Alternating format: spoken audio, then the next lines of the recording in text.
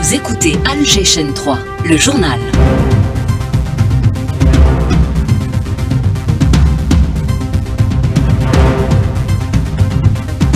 Bienvenue à tous, il est 12h30 sur les ondes d'Alger Chaîne 3. On commence cette édition bien évidemment avec les titres. L'IATF, de nombreux contrats sont signés ce matin dans l'industrie pharmaceutique, la poste et télécommunications et exportation de TPE. Sur les 44 milliards de dollars d'échanges, l'Algérie a déjà signé pour un montant de 8 milliards de dollars.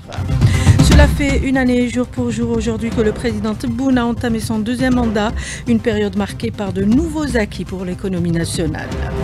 C'est la rentrée du personnel administratif des 3 paliers de l'éducation nationale, avant celle des enseignants et des élèves à Sidi Bel Abbès et l'inauguration de nouvelles écoles pour régler le problème de la surcharge des classes. Les femmes victimes de violences, une plateforme numérique vient à leur secours. Il suffit de signaler sur Himayati. Le réseau Wessila applaudit cette nouvelle initiative.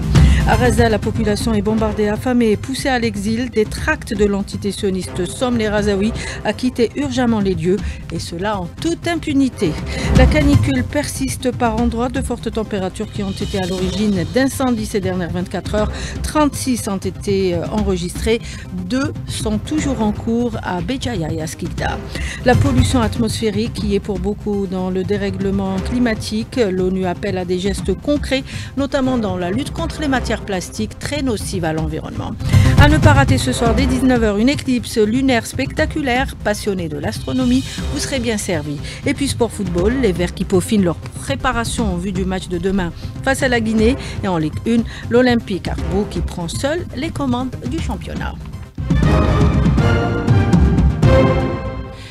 Bienvenue à tous. L'actualité reste dominée par l'IATF avec le programme du jour. La rédaction de la chaîne 3 suit de bout en bout les activités de cette 4e journée de cet événement économique et commercial de dimension africaine. Plusieurs conventions sont signées ce matin, à commencer par l'industrie pharmaceutique. Les échanges sont estimés à 400 millions de dollars.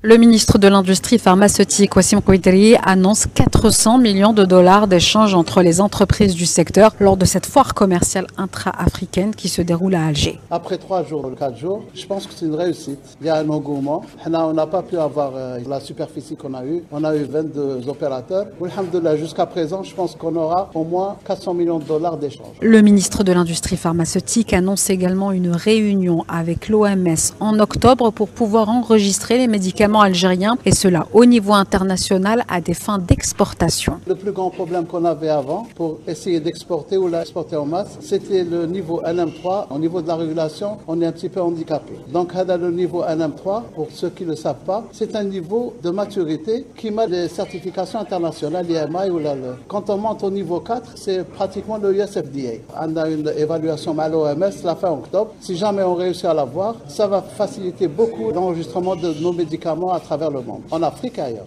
Ça va faciliter l'exportation. Le ministre de l'Industrie pharmaceutique a enfin déclaré que des discussions sont en cours pour améliorer les conditions d'exportation pour les opérateurs algériens vers les autres pays du continent. Il y a eu la signature également ce matin entre INAEL et une société nigérienne d'un contrat sur l'exportation de 2 millions de TPE pour l'équivalent de 300 millions de dollars, avec la possibilité de vendre en Égypte, en Éthiopie et dans d'autres pays africains en partenariat avec les Chinois. Le ministre de la Poste et des Télécommunications, Sidali Zalouri, propos recueillis par Limbouradoum. Le taux d'interaction à date, donc ce qui a été annoncé, c'est pas moins de 60%, ce qui est très très honorable. Aujourd'hui, encore une fois, on est fiers d'avoir de la ressource algérienne compétente et qui défie donc tous les challenges et qui arrive à offrir des produits concurrentiels. C'est 300 millions de dollars. D'autres contrats ont été décrochés cette matinée, cette fois entre Sogélux et JSCB électrique algérienne. Le point avec Ebti Aladoun.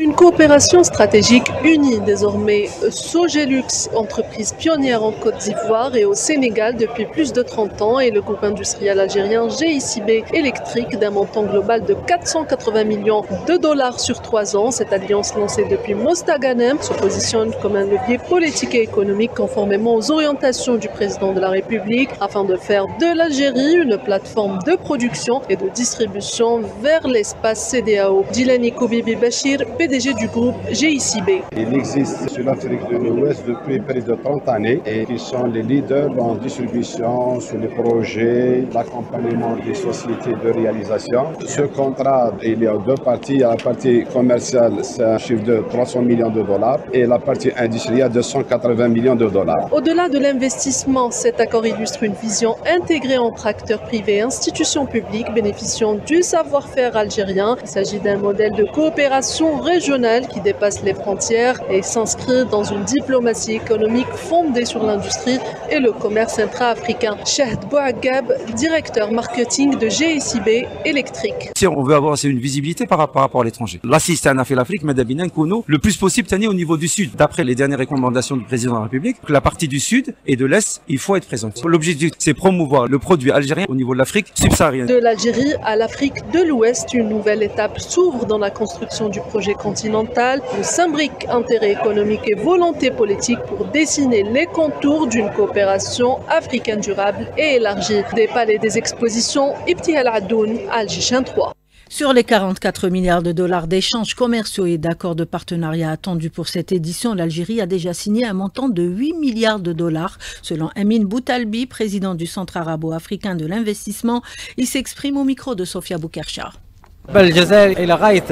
Jusqu'à hier, l'Algérie avait atteint environ 8 milliards de dollars, dont 7,5 milliards de dollars sous forme d'accords préliminaires, et nous continuons à discuter d'un accord qui pourrait représenter 1,5 milliard de dollars dans le secteur de l'importation des matières premières, avec l'objectif de s'approvisionner directement auprès de la source. C'est précisément l'un des objectifs de l'IATF. Nous avons également un accord dans le domaine de l'investissement touristique qui avoisine les 500 millions de dollars. Tout cela donnera de nouvelles dimensions à cette foire. Les contrats de l'IATF sont nombreux, on ne peut les quantifier toutefois dès maintenant. Des partenariats B2B ont été signés avant l'événement en plein et ils seront signés même après cette foire. Ce carrefour d'échange qui réunit Africains mais aussi des délégations venues d'ailleurs. Selon Mouloud Khelif, il est expert et consultant en stratégie internationale et en développement durable. Il était l'invité du jour avec Nesrine Dahmoun ce matin. Il y a beaucoup de délégations du Japon, du Canada, d'une grosse délégation suisse qui viennent à Alger pour présenter leurs produits et leurs services. Mais au-delà de ça, il s'agit d'un carrefour d'échange, il s'agit d'un forum d'investissement, de commerce, de financement. Il s'agit aussi d'un hub de recherche et développement, d'innovation. Il s'agit d'une rencontre entre start-up, entre PME innovantes. Puis on a aussi le salon automobile africain pendant l'IATF. Depuis des semaines et des mois, les entreprises qui sont inscrites sur la plateforme ont la possibilité de développer des partenariats B2B. Et c'est ça finalement le cœur de l'événement. Certains contrats ont déjà été faits, d'autres vont être concrétisés pendant la semaine, et puis il ne faut pas oublier que beaucoup aussi seront concrétisés après l'événement. L'Algérie, qui joue un rôle clé en Afrique, va organiser un autre grand événement en décembre. Il réunira les startups du continent. Ça sera la 4e édition. Cette année, le thème est particulier, c'est Raising Champions, ce qui veut dire en français développer et faire croître les champions africains. Et l'objectif cette année, c'est d'inviter ce qu'on appelle des licornes, donc des startups africaines qui sont nées en Afrique, mais qui ont grandi très très vite, y compris à l'international, et qui sont valorisées aujourd'hui à plus de 1 milliard de dollars. Donc ce qu'on veut, c'est qu'elles viennent ici à Alger. On va faire un programme spécial pour qu'elles puissent inspirer la nouvelle génération d'entrepreneurs algériens et africains. C'était Mouloud Khelif, expert et consultant en stratégie internationale. C'était l'invité du jour ce matin, interviewé par Nesrine Dahmoun sur nos ondes. Les startups et porteurs de projets du continent sont aujourd'hui réunis au pavillon central pour permettre en avant leurs multiples innovations qui visent à tacler les problèmes les plus récurrents en Afrique, Sami Aloun. Les innovations africaines brillent durant cette 4e édition de la foire commerciale intra-africaine, des projets innovants qui aspirent à répondre à différentes problématiques présentes au sein du continent, sécurité alimentaire, sanitaire et autres. Aïchoukou Arthur Anoké est derrière le concept Zuri Health, une plateforme spécialisée dans la e-santé et la prise en charge des soins à distance. Zuri Health est l'une des principales entreprises africaines de la e-santé. Nous sommes un hôpital virtuel qui permet aux gens d'accéder aux soins de santé où qu'ils se trouvent. Nous croyons que le mobile est le nouvel hôpital. Ainsi, avec un téléphone portable, qu'il soit intelligent ou non, vous pouvez utiliser plusieurs applications pour accéder aux soins de santé à tout moment. Nous sommes donc une plateforme de santé complète qui offre un accès à des soins abordables, accessibles et pratiques. D'autres tentent d'élaborer des stratégies pour répondre aux besoins d'un secteur précis. De nombreuses startups se penchent sur l'agroalimentaire avec un savoir-faire local et une contribution aux différents programmes mis en place par l'Union africaine. Gina Sassoye, fondatrice de Chelio Farms, elle se spécialise dans l'agrotransformation. Je suis ici dans le cadre de l'initiative Femmes africaines dans la chaîne de transformation, traitement. Je suis également ravie d'être ici pour explorer les opportunités qui me permettront de gagner des marchés à l'international sur le plan continental afin d'exporter mes denrées et produits transformés vers d'autres pays. Des innovations issues de plusieurs pays d'Afrique sont présentes à cette 4e édition de la foire commerciale intra-africaine, portée par une jeunesse qui aspire à moderniser plusieurs aspects de la vie socio-économique africaine. Il faudrait donc miser sur l'investissement, l'éducation et l'emploi pour assurer réellement la sécurité du continent. Pas de sécurité sans développement et vice-versa. Le sujet est signé Elias Alreni.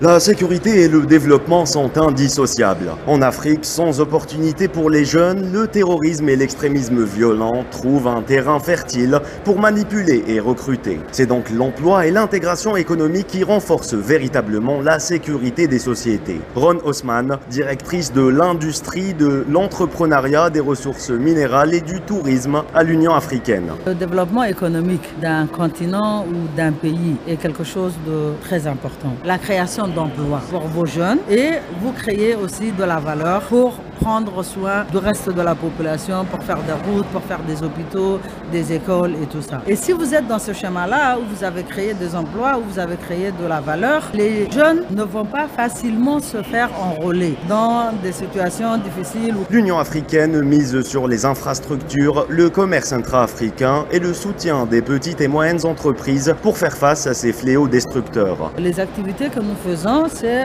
dans l'industrialisation, c'est dans l'espoir de créer des emplois pour les jeunes, pour les femmes, pour les défavorisés, pour les déplacés. Donc nous avons une stratégie des petites et moyennes entreprises. Le pilier numéro 7 est justement pour tous qui sont vulnérables, déplacés, pour qu'ils puissent aussi bénéficier des renforcements des capacités et qu'ils puissent exercer des activités économiques, qu'ils soient soutenus pour avoir un travail. Pour rappel, l'Algérie a alloué un fonds d'1 milliard de dollars destiné à soutenir le développement dans les pays africains, au Sahel notamment, pour renforcer la stabilité et atténuer les crises sécuritaires sur le continent. Voilà ce qui a été l'essentiel à retenir cette matinée pour l'IATF. Vous suivrez juste après cette édition une nouvelle émission spéciale signée Hakima Kamel. Restez avec nous. Ce 7 septembre, cela fait une année exactement du second mandat présidentiel de Abdelmadjid Tebboune. Une année marquée par le parachèvement de grands chantiers lancés en 2019 et la concrétisation sur le terrain de la plupart d'entre eux, dont ceux liés à l'amélioration de l'approvisionnement en eau des Algériens. Une rétrospective signée Sofia Boukercha. Parmi les réalisations phares de cette période figurent les grandes usines de dessalement d'eau de mer réceptionnées dans les wilayas de Taref, de Boumerdes, de Tibas et d'Oran, chacune dotée d'une capacité de production de 300 000 mètres cubes jour. À celle-ci viendra s'ajouter une grande usine à Béjaïa dont les travaux sont d'ores et déjà achevés. Ces 4 stations visent à sécuriser l'approvisionnement en eau potable de plusieurs wilayas et à répondre durablement au stress hydrique, réalisé en un temps record grâce aux compétences nationales et à l'intégration des technologies de pointe. Ces infrastructures sont considérées par le président de la République comme une véritable fierté pour l'Algérie victorieuse. Dans le domaine des infrastructures, de nouveaux acquis ont été enregistrés avec la mise en service de lignes ferroviaires dans le sud. Objectif, relier les zones minières stratégiques au port du Nord et ouvrir des corridors logistiques vers les pays voisins. Parmi ces réalisations, la ligne Bechar Abadla, longue de 100 km, inaugurée en avril 2020, 2025 par le président de la République. Elle constitue la première étape du grand projet qui reliera Béchar à la mine de Garage Billet. L'achèvement prévu en 2026 doit permettre l'exploitation de ce gisement majeur estimé à plus de 3,5 milliards de tonnes de fer. Lors de sa visite à Béchar, le chef de l'État a aussi lancé les travaux du complexe de production de concentré de boulettes de fer dans la région de Toumiet, intégré au projet de Garage Billet. Ce 7 septembre, c'est la rentrée officielle aussi du personnel administratif de l'éducation nationale, histoire de tout régler avant l'arrivée des élèves. Nadir Khensous, directeur de l'éducation de la wilaya de Chlef, contacté par Marielle 15. Aujourd'hui, le 7 septembre, tout le personnel administratif va reprendre son travail, comme prévu, tout en sachant que sa mission principale va être la préparation des établissements, point de vue pédagogique et surtout la propreté de l'établissement et les classes, afin de recevoir dans un premier temps les enseignants, puis les élèves le 21 septembre 2025, Inch'Allah. À Sidi Blabès, c'est l'inauguration de nouvelles écoles pour régler le problème de la surcharge des classes. Le point avec Inès Mohamed.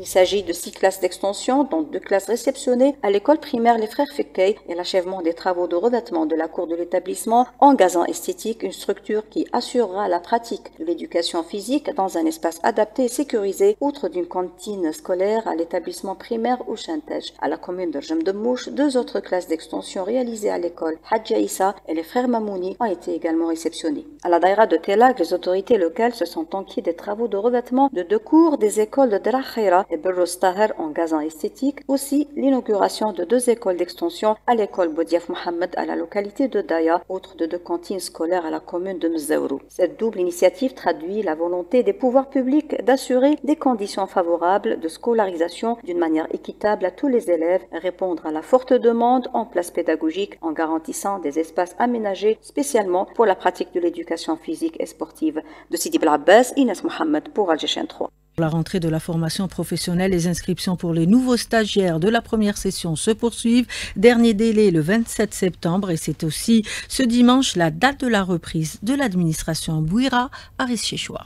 Aujourd'hui marque la reprise officielle des travailleurs de l'administration du secteur de la formation professionnelle. Particularité cette année, pour la première fois, le ministre du secteur a décidé d'harmoniser la date de reprise avec celle du secteur de l'éducation. Une mesure accueillie avec satisfaction par le personnel qui pourra désormais profiter pleinement des congés en même temps que leurs enfants. La reprise des enseignants, quant à elle, est fixée au 14 septembre en prévision de la rentrée pédagogique. Par ailleurs, les inscriptions dans le secteur de la formation professionnelle se poursuivent jusqu'au 27 septembre. Elles se font exclusivement en ligne via la plateforme numérique Techwin, offrant la possibilité aux jeunes de s'inscrire à 100% de manière dématérialisée. Enfin, le 5 octobre, c'est la rentrée officielle à la formation professionnelle pour les nouveaux et anciens apprenants. Bouira Aris Chachoua, Algéchien 3. Et pour que cette rentrée sociale ne soit pas endeuillée, les campagnes de sensibilisation s'enchaînent en direction des automobilistes. Ces dernières 24 heures, 9 personnes ont péri sur les routes. Près de 300 autres ont été blessées. Les femmes victimes de violences, on va en parler, mais d'abord, la brigade de la police judiciaire de la sûreté de Sidi Mohamed qui a procédé aujourd'hui à l'arrestation d'un individu ayant agressé une femme à la place du 1er mai. L'arrestation du suspect est intervenue suite au signalement reçu via le numéro vert 1548. Mais il y a aussi la plateforme nationale qui est spécialisée dans la prise en charge des femmes victimes de violences. Elle s'appelle Himayati, soit ma protection, un espace numérique connecté aux différents services de sécurité de la santé et de la justice. Fariel Khalil, président du réseau Wassila, contacté par Mariam Djarli. La lancée de cette plateforme est très importante pour les femmes victimes de violences qui ont le niveau qui permet d'utiliser la plateforme, qui ont Internet. Ça va être un changement pour elles. Maintenant, reste à évaluer l'effectivité de cette plateforme, c'est-à-dire pour les numéros verts, lorsque la femme victime de violences contacte par exemple la gendarmerie, est-ce qu'il y aura des mesures concrètes sur le terrain? Aussi, lorsque la femme demande à être mise dans un centre d'hébergement, parce que c'est l'une des informations données dans la plateforme, est-ce que nous avons assez de centres d'hébergement? Est-ce que la volonté politique va suivre pour concrétiser tous ces changements sur le terrain? Parce que ce qui est important, c'est vraiment le terrain, c'est l'effectivité de cette plateforme et de tout ce dispositif. Fariel Khlil, président du réseau Wessila, contacté par Mariam Djarli, 12h51 sur les ondes d'Alger 3 à Gaza. L'armée d'occupation s'apprête à lancer une agression au sol sur Gaza City, la plus grande ville du territoire palestinien. Elle a lancé des tracts et des messages sur les réseaux sociaux intimant l'ordre aux civils d'évacuer d'urgence la ville vers une nouvelle zone humanitaire. Il s'agit de la zone côtière d'El Mawassi, dans le sud de l'enclave palestinienne. L'ONU estime à environ 1 million le nombre de personnes présentes dans cette région et met en garde contre un désastre. Le journaliste Rami Abou Jamous, présent à Gaza City, nous en dit un peu plus. Il est contacté par Rabia Slimani. C'est réveillé avec ces tracts qui étaient lancés, plus communiqué de porte-parole de l'armée d'occupation qui déclare l'installation d'une zone humanitaire au sud de la bande de Gaza. La première carte, on voit déjà Al Mawassi. Ils disent qu'ils peuvent avoir accès à l'hôpital européen, corridor à côté de Netzari, de nouveau distribution d'aide humanitaire au sud, à côté de Feshefresh. C'est que de mensonges. Il dit qu'ils ont installé des tentes, qu'il y a de l'eau, qu'il y a de l'aide humanitaire. Pour le moment, tout ça, c'est des mensonges aussi. Il n'y a pas de tente. Déjà, il n'y a pas de place. Le seul nouveau truc, c'est que la rue Al-Rachid, d'après la déclaration de porte-parole de l'armée, c'est que on peut prendre cette route avec des véhicules, alors qu'avant c'était interdit. Nous, on va rester. La décision est prise qu'on va rester on va recevoir l'appel que pour qu'ils bombardent notre bâtiment, mais sinon on va rester. Je suis pas le seul à prendre cette décision. Et pour les aides humanitaires, c'est toujours au compte-gouttes. 20 camions seulement y ont accédé alors que les besoins nécessaires sont estimés à plus de 600 convois par jour. À quelques jours de l'automne, la chaleur persiste un peu partout. Elle a été à l'origine de quelques foyers d'incendie ces dernières 24 heures. La protection civile a pu les maîtriser, 36 au total, sauf 2 qui sont toujours en cours à Béjaïa et à Skikda. C'est la journée mondiale de lutte anti-pollution. Le secrétaire général de l'ONU, Antonio Guterres, estime que c'est une urgence mondiale. Tous les États doivent saisir cette occasion pour tracer la voie à suivre afin de réduire drastiquement les émissions à effet de serre et assurer ainsi une transition vers un monde affranchi des combustibles fossiles. Et l'un des rongeurs de la planète reste le plastique, particulièrement décrié par les experts. Essia Chaouch Ramdan, elle est docteur en chimie de l'environnement, contactée par Lina Haddouche. La pollution plastique en Algérie a été estimée à 130 000 tonnes par an, ce qui veut dire à peu près 200 sacs de plastique par habitant. Mis à part la pollution visuelle, cette matière peut provoquer de graves conséquences. C'est un perturbateur endocrinien qui va interférer avec les hormones de l'être humain. Aussi, l'accumulation du plastique, une fois dégradé, va être accumulée dans les poissons, dans l'eau potable, parce que c'est des matières infiniment petites qui vont être accumulées dans le foie, dans les intestins, ce qui va provoquer une contamination de la chaîne alimentaire. Pour lutter contre l'usage de cette matière, il est préférable de faire le tri sélectif à la maison. Passionnés d'astronomie, vous serez bien servis ce soir avec cette spectaculaire éclipse lunaire totale qui sera visible. Un phénomène astronomique exceptionnel qui concerne plusieurs régions du monde, dont l'Algérie. Jamel Mimouni, président de Sirius, contacté par Hajar Msaoudi. Nous avons rendez-vous ce soir avec un phénomène céleste, astronomique, qui est l'éclipse lunaire totale et qui va être visible de tous les coins d'Algérie, quasiment à la même heure. Lorsque le phénomène commencera, la Lune sera toujours en dessous de l'horizon. Nous pourrons voir et apprécier ce phénomène lorsque seulement la Lune émergera de l'horizon Est, donc à précisément 6h54. Bon, pour Constantine, pour Alger, ce sera vers 7 heures. Et là, nous allons voir la Lune donc s'élever de l'horizon et qui sera déjà en partie éclipsée. Le phénomène se terminera à 9h55 lorsque la Lune sera sortie de la zone de pénombre. Et avant de passer au sport, Hamza Rahmouni, juste en rappel, IATF ce dimanche est dédié à la culture africaine avec notamment ce grand défilé de mode signé le styliste malien Ali Fadi, alias le magicien du désert, à suivre dès 18h au Palais des Expositions. Hamza Rahmouni, à vous. On va commencer par les Verts qui peaufinent leur préparation au vu du match de demain face à la Guinée. Un match prévu donc demain à 17h, Guinée-Algérie pour le compte de la 8e journée des éliminatoires de la Coupe du Monde 2022. 2026. Les Verts qui ont pris une sérieuse option pour la qualification. La victoire de demain les rapprocherait encore plus de la Coupe du Monde. Je parle sur le plan mathématique, bien évidemment. Les Verts donc qui ont effectué hier une dernière séance d'entraînement en Algérie au Centre technique national de Sidi Moussa, une séance d'entraînement qui a vu qui a connu la présence de Juan Hadjam qui a effectué son retour dans le groupe, lui qui va sans aucun doute remplacer Arami Bensebaini à gauche de la défense, puisque Bensebaini et Bardad Bounjah seront absents pour cette rencontre. Les Verts qui ont quitté Alger ce matin effectueront en fin d'après-midi une dernière séance d'entraînement avant la rencontre de demain prévue face à la Guinée, je rappelle, à 17h et qui sera retransmise sur les ondes d'Alger 3. Retour sur la troisième journée de la Ligue 1 qui a vu l'Olympique Akbo prendre seul les commandes. Et oui, grâce au nul obtenu en déplacement, Stade Hussein Ahmed de Tizi Ouzou face à la jeunesse sportive de Kabylie, 0 partout. Le Shabab Agadi de Belouizdad est revenu de son périlleux déplacement à Khenchla avec le nul, 1 but partout, et victoire de l'USM Alger face au Parado AC, 1 but à 0. Je rappelle que la rencontre Mouloudia d'Alger Ben Aknoun a été reportée à une date ultérieure. L'Olympique Akbo est leader avec 7 points, suivi du CS Constantine et du Mbergui 7 avec 6 points. Voilà qui termine cette édition à 12h, bientôt 58 minutes sur les ondes d'Alger 3 à suivre la météo de Soraya Zantal. On rappelle que cette édition a été réalisée par Selma Feguir et Erdouane Siassi.